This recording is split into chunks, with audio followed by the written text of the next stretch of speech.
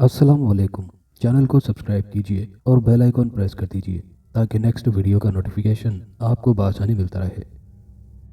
कहानी खंडर का 15वां हिस्सा। मेरे जवाब पर हवालदार करीमदाद ने दांत भींचकर मुझे घूरा और फिर करख्त लहजे में बोला, ओए तुझे कैसे यकीन है कि यह हरकत उनकी ही हो सकती है? तुझे क्या ख्वाब में इल्हाम हुआ था? हवालदार, ये बात तो आप भी जानते होंगे कि रानी को उठाने वाले कौन लोग हो सकते हैं, और ये वही लोग हैं जिनके कहने पर आपने मुझे अपने कासू नामी जल्लाद के हाथों तशद्दुद भी करवाया था ताकि मैं आपकी मर्जी के बयान पर दस्तखत कर डालूं। मैंने भी उसे आड़े हाथों लिया। वो बौखला सा गया था। ये काका क्या कह रहा है हवलदार? चौधरी हशमत अली खान ने उसे घूरकर पूछा। ये बकवास करता है चौधरी साहब। हवालदार करीमदाद ने मुझे खा जाने वाली नज़रों से घूरते हुए चौधरी हशमत अली खान से कहा, हकीकत मैं आपको बताता हूँ जी। दरअसल बात यह है कि ये शोका बड़ा ही कमीना आदमी है। इसने आपके और चौधरी नियाज वगैरह के बीच झगड़ा करवाने का सोच रखा है। जब शुरू शुरू में हमने इसे चौधरी आलम खान के कत्ल के इल्ज़ाम में गिरफ्तार किया था तो इस मरदूद ने यही बयान दिया था कि इसने चौधरी आलम खान का कत्ल आपके कहने पर किया है। मैं हवालदार करीमदाद के सफ़ेद झूठ पर खोल उठा। ये झूठ है चौधरी साहब, मैंने एहतजाजन चिल्लाकर बोला। बल्कि हकीकत यही है कि मैं इससे पहले आपको जानता भी ना था, मगर हवालदार ने ही चौधरी नियाज और चौधरी परवेज़ के दबाव पर मुझे धमकी देते हुए कहा था कि मैं उनकी मर्ज़ी के मुताबिक यही बयान दूं कि मैंने आपके कहने पर यह कत्ल किया है, वरना मुझे फांसी हो जाएगी। चौधरी हशमत अली खान करीमदाद और चौधरी बिरादरान के खुफिया दरून खाना गठजोड़ से अच्छी तरह वाकिफ़ था, लिहाजा वो उसकी बात से सिर्फ नज़रअंदाज करते हुए उससे बारोब लहजे में बोला, देखो हवलदार जी, सबसे पहले अब तुम चौधरी आलम खान के दोनों बेटों के खिलाफ रानी के अगवा का पर्चा काटोगे, फिर मैं भी उनके खिलाफ पर्चा कटवाऊंगा। चौधरी हशमत अली खान की बात पर हवालदार करीमदाद अचानक चौंक कर उनसे पूछने लगा, आपने भी पर्चा कटवाना है? आपके साथ क्या हुआ? उसके पूछने पर बिलाखिर चौधरी हशमत अली खान ने उसे चौधरी बिरादरान और उनके आदमियों के हम पर कातिलाना हमले की रोदात बयान कर डाली, जिसे सुनकर हवालदार करीमदाद भौंचक्का रह गया। उसके चेहरे से अब दीदनी हद तक परेशानी आया होने लगी थी। उसकी कुछ समझ में नहीं आ रहा था कि वो क्या करे। मुझे खुद भी अलबत्ता इस बात पर ताजुब था कि अभी तक चौधरी बिरादरान ने भी हवालदार करीमदाद को ऐसी किसी बात से आगाह नहीं किया था। इधर चौधरी हशमत अली खान हवालदार करीमदाद को मुतज़ब्ज़ब पाकर बोला, अच्छा चल, रानी के अगवा पर उन दोनों भाइयों के खिलाफ पर्चा तो काट ले, उन दोनों से मेरे आदमी खुद ही निमट लेंगे। जबरन कराहन हवालदार करीमदाद ने चौधरी हशमत खान से कहा, देखिए चौधरी साहब, बात दरअसल ये है कि मैं खुद भी मजबूर हूँ। अभी मैं चौधरी आलम खान के कातिल को ही गिरफ्तार नहीं कर सका हूँ, फिर उल्टा मकतूल के बेटों की भी महज रानी के अगवा के शुबे में गिरफ्तारी के अहकामात जारी कर दूँ। इस तरह तो मेरे लिए भी मुश्किल पड़ जाएगी चौधरी साहब। आप समझदार आदमी हैं, ज़रूर मेरी मजबूरी को समझने की कोशिश करेंगे। तो ये बात है। चौधरी हशमत गहरी हुंकारी भरते हुए बोला, अच्छा तो ठीक है, फिर ये मामला हम खुद ही हल कर लेंगे, मगर तुम बीच में मत आना हमारे, समझ गया ना तू? ये कहकर वो पलटे और हम बाहर आ गए। फिर मैंने उनसे इजाज़त चाही तो वो हैरत से मेरी तरफ देखकर बोले, ओए काके शोके, तू पागल तो नहीं हो गया है? वो दोनों तेरे खून के प्यासे हो रहे हैं, तेरी जान को भी खतरा है। तू किधर जाएगा? चल हमारे साथ, आज से तू हमारे साथ ही रहेगा। चौधरी साहब, आपकी बड़ी मेहरबानी। वो बात यह है कि मेरा ताया अकबर खान बहुत परेशान हो जाएगा। वो बेचारा तो अपनी बेटी की गुमशुदगी से बिल्कुल टूट चुका है। ऐसे में उसे मेरे सहारे की ज़रूरत है। आप मेरी फ़िक्र ना करें, मेरा अल्लाह मेरे साथ है। ओए काका, तू वाकई बड़ा जीदार है। वो फ़ख्र से मेरा कंधा थपथपा कर बोले, अच्छा फिर जैसे तेरी मर्ज़ी, मगर हमसे मिलते जुलते रहना, रानी का भी कुछ सोच लेंगे। ये कहकर वो चले गए और मैं वापस अपने घर की तरफ लौट गया। मगर फिर सोनी का ख्याल आते ही मैं सीधा मुरादे की घर की तरफ हो लिया। शाम होने वाली थी। दूर उफ्तादा देहातों में वैसे ही सरे शाम ही रात का गुमान होने लगता था। इस वक्त भी शाम गोया रात की वहशतनाकी में बदलने लगी। मेरा जहन चौधरी बिरादरान के इस नए और खौफनाक तनाज़े में उलझा हुआ था। वो पहले से ज़्यादा मेरी जान के दुश्मन बन चुके थे। रानी के पुरस्रार गायब होने की अलग फ़िक्र मुझे सता रही थी। मैं नीम उजालानुमा तारीकी में बढ़ता चला जा रहा था कि अचानक मैं ठिठक कर रुका। मेरे इन सामने चंद कदमों के फासले पर एक रीछनुमा दरिंदा खड़ा था। ये जगदीश था। مکار جگدیش ابلیس مجھے اپنی اکلوتی آنکھ سے گھورے جا رہا تھا۔ میرا دل تیزی سے دھڑ دھڑانے لگا۔ میں اب اس کی دہشت میں آنے والا کب تھا؟ البتہ اسے یہاں دیکھ کر مجھے تشویش ضرور ہونے لگی تھی۔ وہ چند قدم میری طرف بڑھا، میں محتاط ہو کر کھڑا ہو گیا۔ میری رگوں میں خون سنسنانے لگا۔ میں نے اپنی آنکھیں اس کی ایک آنکھ والے چہرے کی طرف مرکوز کر دی۔ اوئے مورکھ، اب بھی سمے ہے، میرے راستے سے ہٹ جا، ورنہ میں تجھے رسوا کر کے رکھ دوں گا۔ وہ ہرا کر بڑے کیناتوز لہجے میں مجھ سے بولا۔ میں اب تمہاری اس پرانی اور بیکار کی گیدڑ بھبکیوں میں آنے والا نہیں ہوں شیطان، میں نے نڈر ہو کر مستحکم لہجے میں اسے للکارتے ہوئے کہا۔ عنقریب تو میرے ہاتھوں ہی جہنم واصل ہونے والا ہے۔ وہ طاغوتی قہقہا لگاتے ہوئے بولا۔ تیرا یہ خواب کبھی پورا نہ ہوگا۔ میں تجھ سے دوسری قسم کی لڑائی لڑوں گا کہ تیرے اپنے لوگ تیرا جینا دوبھر کر دیں گے، کیونکہ میں نے ایک ایسے انسان کی روح کو قابو کر لیا ہے جو تیرے خون کی پیاسی ہو رہی ہے۔ میں اس خبیث شیطان کی بات پر پریشان سا ہو گیا۔ رانی کو تو بھول گیا، دوسرے ہی لمحے اس نے پراسرار لہجے میں کہا۔ میں چونک پڑا۔ میرا دل رانی کے ذکر پر اچانک دھڑکا تھا۔ کہیں اس نے تو رانی کو اغوا نہیں کیا تھا؟ مگر رانی کو تو اغوا ہوئے مہینے سے اوپر کا عرصہ بیت چکا تھا، جبکہ جگدیش تو ابھی یہاں ظاہر ہوا تھا، اور وہ بھی میرے ساتھ ہی۔ میں نے سوچا، ڈال دیا نا میں نے تجھے چنتا میں، وہ مکرانہ مسکراہٹ سے بولا۔ میری الجھی ہوئی خاموشی کو اس ذلیل انسان نے فکر مندی محسوس کیا تھا، مگر میں نے مصلحت اندیشی سے کام لیتے ہوئے پوچھا، رانی کو تو غائب ہوئے 1.5 مہینہ ہو چکا ہے، اور تم؟ ہاں میں جانتا ہوں وہ کہاں ہے اور کن لوگوں کے قبضے میں ہے، اس نے کہا، اور بات جاری رکھتے ہوئے مزید بولا، اور میں جب چاہوں اسے برآمد کر کے ایک بار پھر اپنی شیطانی داسی بنا سکتا ہوں۔ وہ کن لوگوں کے قبضے میں ہے؟ میں نے کسی خیال کے تحت پوچھا۔ وہ چودھری نیاز اور چودھری پرویز کے روزانہ انسانیت سوز تشدد سے نبرد آزما ہو رہی ہے، اور اب میں اس کی مدد کرنا چاہتا ہوں، اور اسے ان دونوں بھائیوں کے ہوسناک چنگل سے چھڑاؤں گا، پھر اسے اپنے تابع بنا لوں گا، جگدیش نے فاتحانہ انداز میں کہا، اور میرا دل بے تحاشا دھڑکنے لگا۔ اب میرا شک یقین میں بدل چکا تھا کہ بیچاری رانی انہی دونوں چودھری بھائیوں کے قبضے میں ہے، اور وہ روزانہ ان دونوں بھائیوں کی بربریت اور ہوس کا نشانہ بن رہی ہے۔ یہ سن کر میرا دل و دماغ تیشناک آندھیوں کی زد میں آ گیا۔ تاہم میں نے اپنی جلتی سلگتی کیفیات پر قابو پاتے ہوئے جگدیش سے پوچھا، رانی کو ان دونوں خبیث بھائیوں نے کدھر قید کر رکھا ہے؟ دھیرج بالکے دھیرج، تو ان کا مقابلہ نہیں کر سکتا، وہ بولا۔ دیکھ، اگر تو مجھ سے ایک سودا کر لے تو میں رانی کو زندہ سلامت تیرے سامنے پیش کر دوں گا، اور ان دونوں چودھری بھائیوں کو بھی ایسا مزہ چکھاؤں گا کہ ساری زندگی وہ تجھ سے پناہ مانگتے پھریں گے۔ کیسا سودا؟ بتا مجھے، میں نے اسے گور کر پوچھا۔ تو میرے اور سونی کے راستے سے ہٹ جا، اس نے کہا، اور میں غیظ آلود لہجے میں بولا، ہرگز نہیں، اگر تو نے دوبارہ سونی کی طرف آنکھ اٹھا کر دیکھا تو میں تجھے زندہ نہیں چھوڑوں گا۔ وہ میری بات پر ایک بے ہنگم قہقہا لگاتے ہوئے بولا، او بالک، تو میرا بال بھی بیکا نہیں کر سکتا، تو میرا راستہ کھوٹا کر سکتا ہے، مگر مجھے فنا کے گھاٹ نہیں اتار سکتا۔ میں اس کی خوش فہمی دور کرتے ہوئے زہریلی مسکراہٹ سے بولا، اوے خبیث شیطان، تو چیلا رام کا حشر بھول گیا جسے ہم نے جلا کر خاکستر کر ڈالا تھا؟ میں اچھی طرح تیری موت کا راز جان گیا ہوں۔ آگ، جلتی سلگتی آگ، یہی تجھے ہلاک کر سکتی ہے۔ میری اس بات پر جگدیش کی ساری اکڑ پھون جاتی رہی۔ اس کے چہرے کے بدلتے ہوئے تاثرات مجھے اس بات کا پورا یقین دلا رہے تھے کہ یہ خبیث شیطان بھی آگ کے ذریعے ہی نیست و نابود ہو سکتا تھا، کیونکہ جب ٹھاکر دیال سنگھ نے میرے ذریعے چیلا رام کے داس گووردھن کو پکڑا تھا تو گووردھن نے اپنے گرو گھنٹال چیلا رام کے بارے میں یہ راز بتایا تھا کہ سوائے آگ کے اس شیطان کا کوئی کچھ نہیں بگاڑ سکتا۔ لہٰذا پھر بعد میں مجھے بھی یہ ادراک ہوا تھا کہ چیلا رام کی طرح جگدیش بھی صرف ایک ہی طریقے سے ہلاک ہو سکتا تھا، اور یہ طریقہ آگ تھا۔ کسی طرح اگر میں جگدیش کو بھی چیلا رام کی طرح آگ میں جھونک دیتا تو یقیناً اس خبیث کا بھی چیلا رام کی طرح ہی حشر ہو سکتا تھا، مگر مجھے ایسے موقع کی تلاش تھی۔ تو اب میرے لیے بہت خطرناک ہوتا جا رہا ہے بالکہ، اچانک جگدیش نے اپنی پیشانی پر لگی اکلوتی خوفناک آنکھ سے مجھے گھورتے ہوئے کہا، اور اب تیرا بندوبست بھی مجھے ترنت ہی کرنا پڑے گا۔ یہ کہہ کر وہ غائب ہو گیا۔ پہلی بار مجھے مسرت کا احساس ہوا تھا۔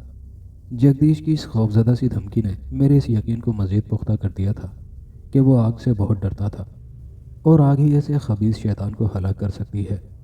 اب میں ذرا مطمئن سا ہونے لگا، مگر رانی والی بات نے مجھے اداس کر ڈالا تھا۔ وہ بیچاری اپنی نادانی کے باعث ان دونوں چودھری برادران کے ہاتھوں مسلسل کھلونا بنی ہوئی تھی۔ میں نے فوراً یہ سوچ کر دل میں تہیہ کیا تھا، اس سے پہلے کہ جگدیش اسے کھلونا بنا کر میرے خلاف اپنا تابع بنا ڈالے، مجھے فوراً رانی کو چودھری برادران کے ہوسناک چنگل سے چھڑا لینا چاہیے تھا۔ تاہم اس سے پہلے میں نے اپنی جانے جانا سونی سے ملنے کا فیصلہ کیا۔ میں اسے جگدیش سے باخبر کر دینا چاہتا تھا کہ وہ خبیث یہاں بھی آ چکا تھا۔ میں اس کے گھر پہنچا تو رات ہو چکی تھی۔ وہ دونوں باپ بیٹی جاگ رہے تھے۔ میں نے انہیں جگدیش سے خبردار کرتے ہوئے تاکید کی کہ وہ گھر سے باہر نہ نکلے اور نہ ہی اس کا باپ مرادہ اسے گھر پر اکیلا چھوڑے۔ میں نے انہیں یہ بھی ایک خاص ہدایت کی کہ جگدیش آگ سے ڈرتا ہے، لہٰذا اسے دور رکھنے کے لیے گھر میں ہر وقت کوئلوں کی انگیٹھی یا آگ کی 2-3 مشعلوں کو جلتے رہنا اشد ضروری تھا۔ اس کا باپ بیچارہ پریشان ہو گیا تھا۔ وہ اپنی بیٹی کو دوبارہ زندہ حالت میں دیکھ کر جس قدر خوش تھا، وہ خوشی کافور ہونے لگی۔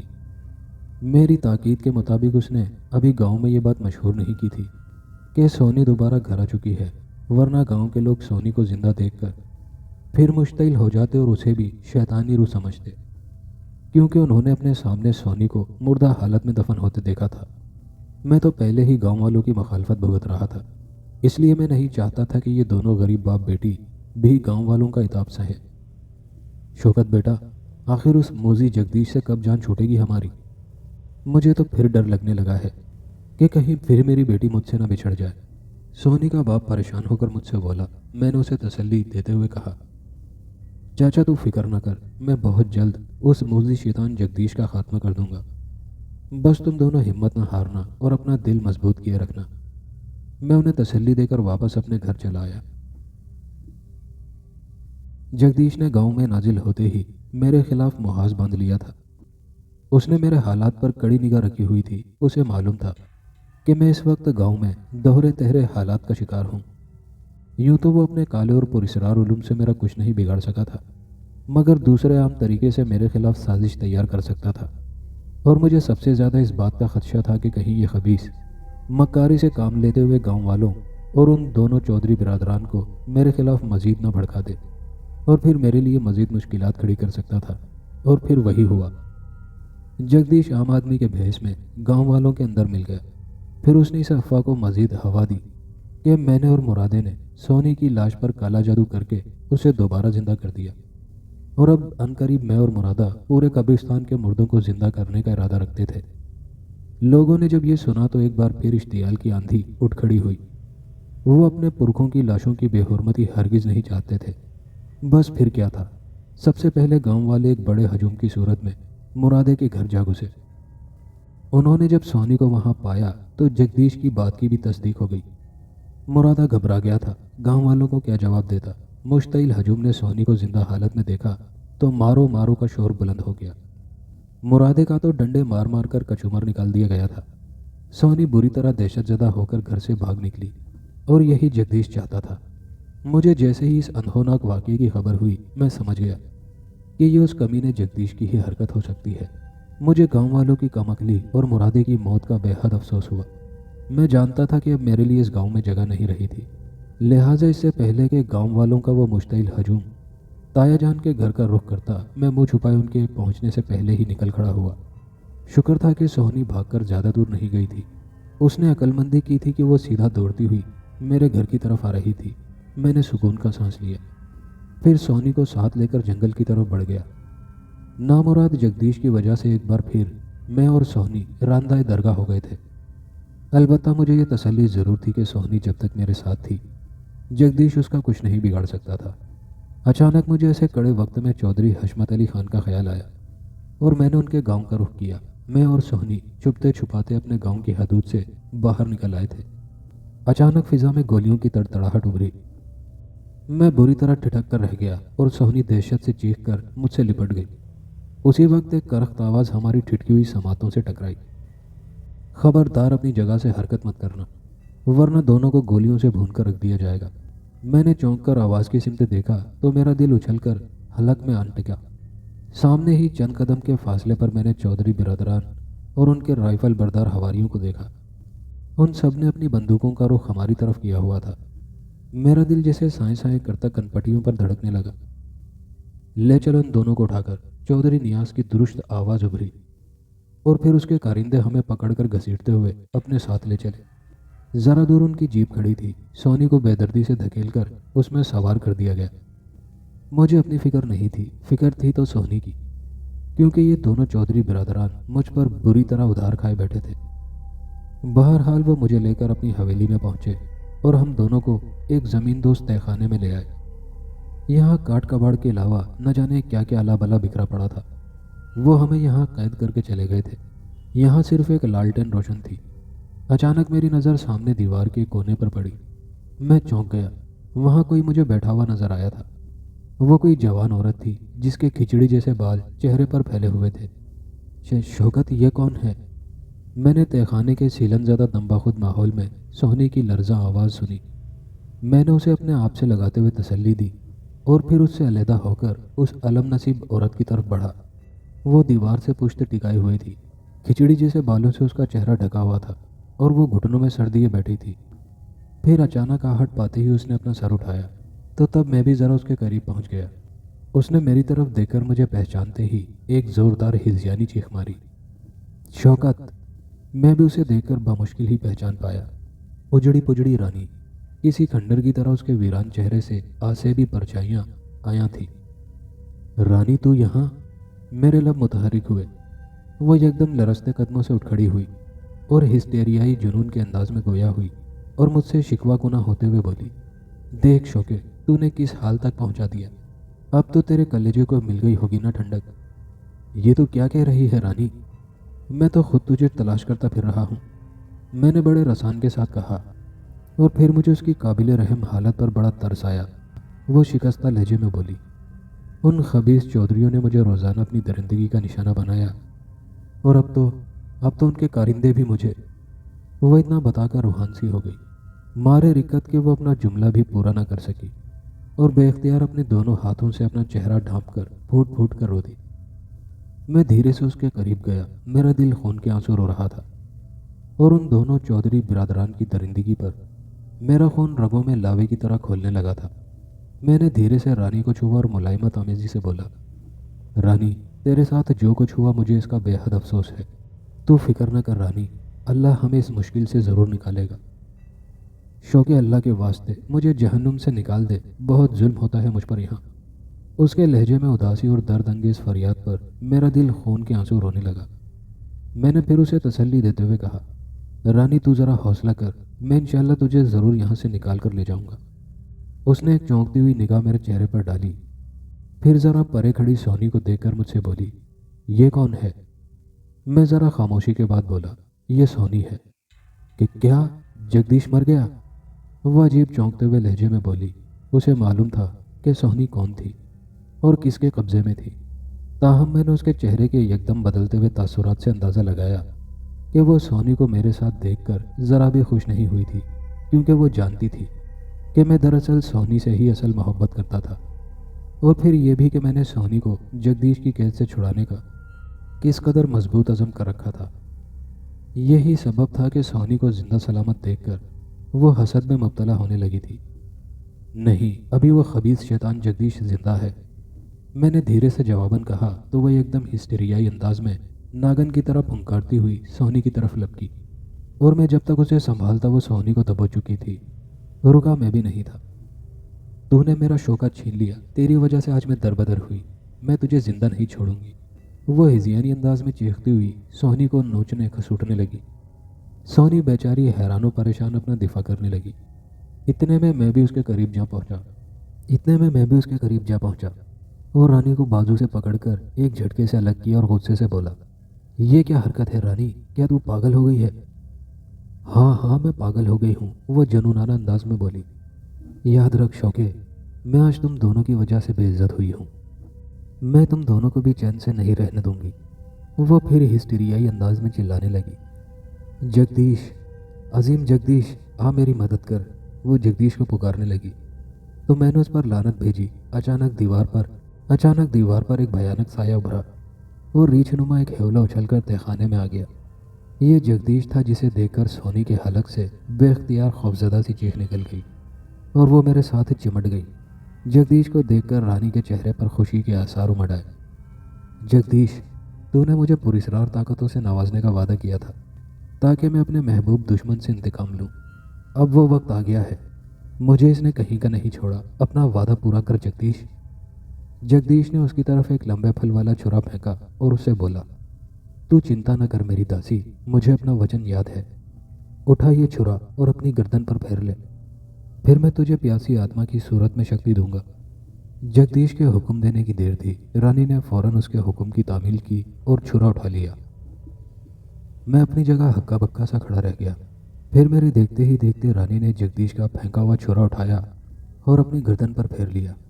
सोने के हलक से दहशत के मारे चीख बुलंद हो गई और उधर मैं भी अपनी जगह सोनो कर रह गया। रानी के हलक से खरखराती हुई आवाज़ उभरी। उसकी गर्दन से बलबल खून बहने लगा था। छुरा उसके हाथ से छूटकर गिर गया था और फिर वो खुद भी ज़मीन पर गिरकर माही बेआब की तरह तड़पने लगी थी। फिर मैंने देखा कि जगदीश ज़ेरे लब उस पर कोई मंत्र पढ़कर फूंकने लगा। तब फिर रानी का जख्मी और खून आलूद वजूद अचानक गायब हो गया और इसके साथ ही जगदीश का भी खौफनाक भारी भरकम वजूद भी नज़रों से ओझल हो गया था। तहखाने के महदूद माहौल में अचानक आसाब शिकन सन्नाटा छा गया। सोनी अभी तक मेरे साथ चिपकी खड़ी खिजा रसीदा पत्ते की तरह कांप रही थी। मैंने उसे हौसला दिया। मैं खुद भी गुमसुम सा खड़ा था। ज़रा देर गुजरी तो मैंने सामने एक शबी उभरती देखी। मैं चौंक गया। वो रानी की शबी थी जो अब रफ्ता रफ्ता उसके पूरे वजूद में ढलने लगी। ज़रा देर बाद ही रानी मुजस्सम मेरे सामने खड़ी थी। अब उसके चेहरे से तकलीफ़ और कर्ब की बजाय गहरी तमानियत भरी परछाइयाँ हलकोरे ले रही थी। उसकी आंखों में इंतकाम और जुनून की दहकती आग रोशन थी, जिसकी वजह से उसका वजूद बदला बदला सा महसूस होने लगा। अचानक दरवाजे पर आहट उभरी।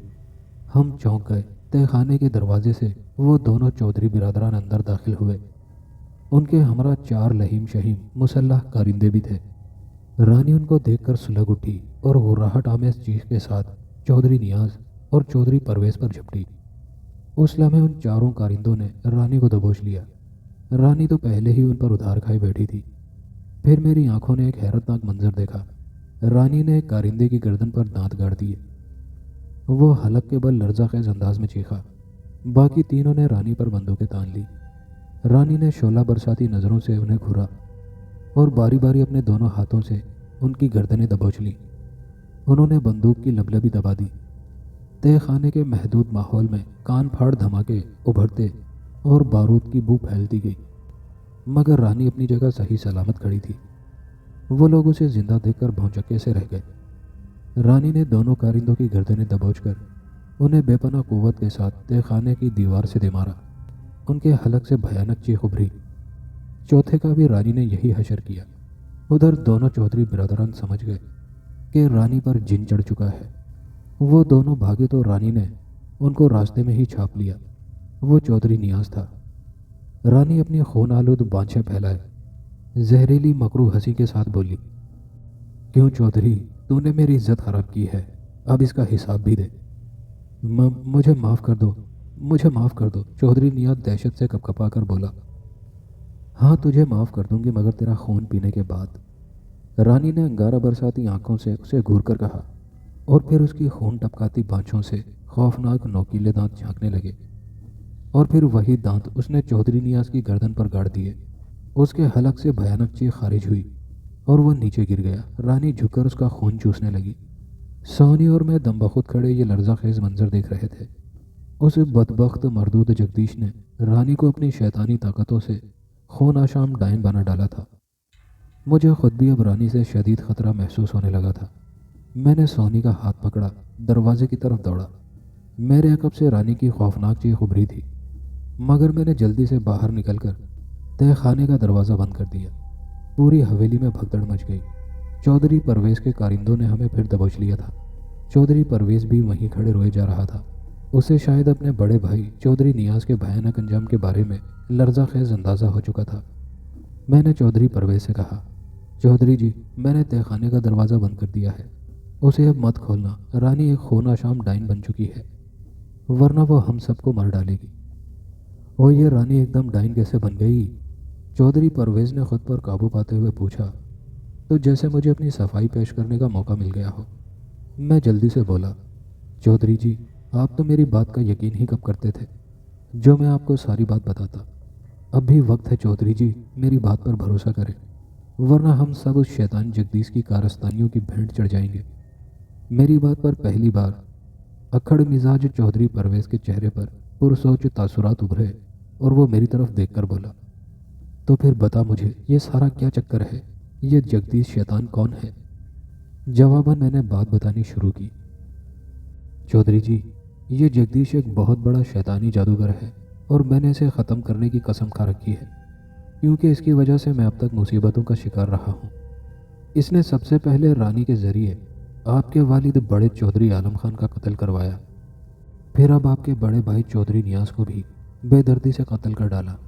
रानी अपनी बेवकूफ़ी की वजह से उसकी दासी बन चुकी थी और अब तो उसने जगदीश के कहने पर खुद ही अपनी जान का खात्मा भी कर डाला था, क्योंकि जगदीश ने मेरे सामने उसे हुक्म दिया था कि अगर वो अपने हाथों से अपनी जान का खात्मा कर डाले तो वो उसकी रूह को काबू कर लेगा और उसे पुरस्रार शैतानी ताकतों से मालामाल कर देगा। दर हकीकत रानी मुझसे शादी करना चाहती थी, मगर मैं सोनी से प्यार करता था, जिसे मरदूद व मलाउन जगदीश ने अपनी कैद में रखा था, ताकि ख़ास वक्त पर उस पर काला मंतर करके खुद को नाकाबिले तस्खीर क़ुव्वतों का मालिक बना डाले। मगर मैंने अपनी जान जोखिम में डालकर अल्लाह के हुक्म की ताकत से उसका शैतानी मंसूबा अधूरा कर डाला है। अब वो रानी पर अपना काला इल्म करके उसे मेरे पीछे लगा चुका है, मगर अब वो आपके लिए भी ख़तरनाक बन चुकी है और आपसे अपनी बेइज्जती का बदला लेना चाहती है। इसलिए उसने आपके कारिंदों और चौधरी नियाज़ का बेदर्दी से खून कर डाला है। इसकी वजह से आपको और मेरे गांव वालों को गलतफहमी हो गई है कि मैं खुद एक काले मंत्रों का पुजारी हूँ और आप सब लोग हाथ धोकर मेरे पीछे पड़ गए। और यही वो मरदूद जगदीश चाहता है, ताकि वो आप लोगों के दिल में मेरे खिलाफ गलतफहमी भरकर मुझे अपने रास्ते से हटा सके, जबकि ये बात सिर्फ मैं ही जानता हूँ कि जगदीश किस तरह हलाक हो सकता है। ये सब बताते हुए मैंने चौधरी परवेज को सरहद पार की रियासत के ठाकुर दयाल सिंह और चेलाराम के बारे में भी बताया। मेरी बात सुनकर चौधरी परवेज के चेहरे से हवाइयाँ उड़ने लगी। मैं दिल में खुदा का शुक्र अदा कर रहा था कि शायद अब इसे अकल आ जाए। वो चंद लम्हे परेशानी और खामोशी के बाद झिल्लाकर बोला, अब मुझे ये बता कि उस डाइन रानी से किस तरह पीछा छुड़ाया जाए। चौधरी साहब, अब वो मेरे अलावा सोनी और आपकी भी जान की दुश्मन बन चुकी है, मैंने कहा, और उसे हलाक करने का यही तरीका है कि किसी तरह तहखाने में आग लगा दी जाए, क्योंकि ये शैतान आग के सामने बेबस हो जाते हैं। तहखाने में आग लगा दें? ये कैसे हो सकता है? इस तरह तो हमारी पूरी हवेली जलकर खाकिस्तान हो जाएगी, चौधरी परवेज परेशान कुन तशवीश से बोला। तो मैंने कहा, चौधरी साहब, इसके अलावा और कोई चारा भी नहीं है, हमें ये रिस्क तो लेना ही पड़ेगा, वरना एक बार अगर वो खून आशाम डाइन तहखाने से आज़ाद हो गई तो फिर वो हम में से किसी को भी जिंदा नहीं छोड़ेगी, मैंने आखिर में उसे डराते हुए कहा। वो ज़रा देर बाद खामोशी के बाद हतमी लहजे में नफ़ी में अपना सर हिलाते हुए बोला, नहीं, हरगिज़ नहीं, मैं ऐसा नहीं कर सकता। इसका तरीका यही है कि उस हरामजादी डाइन को तहखाने के अंदर ही कैद रखा जाए, वो खुद ही मर जाएगी। तू एक बात बता, वो आखिर में बोला तो मैंने फ़ौरन कहा, जी कहें। ऐसा नहीं हो सकता कि तू किसी तरह उस बड़े शैतान जगदीश को फना कर डाल। इस तरह उसकी ये चेली डाइन रानी भी तो यूं अपने आप मर जाएगी। हाँ, इस तरह ये मुमकिन तो हो सकता है, मगर चौधरी साहब, उस शैतान जगदीश को हलाक करने में मुझे जाने अभी कितना और वक्त लगे। ऐसा ना हो कि उसके फना होने से पहले वो डाइन तहखाने से आज़ाद हो जाए। मैंने खदशा जाहिर करते हुए उसे कहा, तो वो जल्दी से पुरुमीद होकर बोला, नहीं, ऐसा मैं नहीं होने दूंगा, तुम बेफिक्र रहो। मैं आज ही अपने कारिंदों को हिदायत देकर तहखाने के दरवाजे पर पहरे बिठा दूंगा। उसकी बात सुनकर मैं उलझना में सोच में गर्क हो गया। मुझे अब जगदीश से ज़्यादा रानी का ख़तरा महसूस होने लगा था, और मैं पहले यही चाहता था कि जगदीश से पहले पहल किसी तरह रानी का खात्मा हो जाए, क्योंकि खदशा था कि अगर एक बार रानी, जो अब एक खौफनाक और खून आशाम चुड़ैल बन चुकी थी, वो तहखाने से बाहर निकल आई तो चौधरी परवेज तो अपनी जान से जाता, इसके साथ ही सोनी और मेरी जान को भी खतरा लाहक हो जाता। क्या सोचने लगे अब तुम? मुझे पुरसोच खामोशी में पाकर अचानक चौधरी परवेज ने पूछा। मैं उसे क्या जवाब देता? मैं खुद घूमगू में मुब्तला था। चौधरी साहब, अगर आप इस डायन को कैद में ही रखना चाहते हैं तो यही सही, अब मैं चलता हूँ। जगदीश जैसे ही मुझसे भिड़ने की कोशिश करेगा, मैं उससे मुकाबला करने की कोशिश करूंगा। अब तुम किधर जाओगे? उसने अजीब से लहजे में पूछा। तो जाने क्यों मुझे अपने वजूद में सरसराहट सी उतरती महसूस होने लगी। मैं अपने घर जाऊंगा, मैंने कहा। दोस्तों, ये कहानी अभी जारी है। कहानी का बाकी हिस्सा अगली किस्त में मुलाहिजा कीजिएगा। और अगर चैनल को सब्सक्राइब नहीं किया तो चैनल को सब्सक्राइब कर लीजिए। शुक्रिया।